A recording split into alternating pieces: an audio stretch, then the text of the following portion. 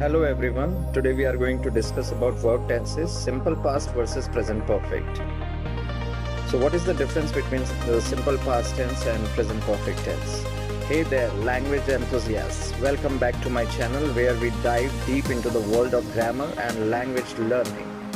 Today we are going to tackle a topic that often confuses many English learners. The difference between the simple past tense and the present perfect tense. So grab your notebooks and let's get started. The simple past tense is used to talk about actions that happened and were completed in the past. It's like looking at a finished painting. For example, I visited Paris last year. The action of visiting Paris is completed and it happened at a specific time in the past. On the other hand, the present perfect tense is used to talk about actions that started in the past but are still relevant or have an impact on the present. It's like admiring a beautiful sunset that's still lingering in the sky. For instance, I have traveled to many countries.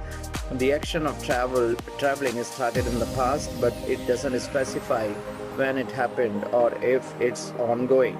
Now let's look at some more examples to solidify our understanding. The simple past tense. The simple past tense examples. Number first, she ate dinner an hour ago. The action of eating dinner is completed in the past. Number second, they played soccer yesterday. The action of playing soccer happened at a specific time in the past. Present perfect tense. Present perfect tense examples. Number first, I have read 3 books this month. The action of reading started in the past and is still relevant to the present. Number second, we have seen that movie before. The action of seeing the movie happened at an unspecified time in the past. Remember, the key difference between these two tenses is that the simple past tense focuses on a specific time in the past, while the present perfect tense connects the past to the present. And there you have it, folks, a comprehensive breakdown of the difference between the simple past tense and present perfect tense.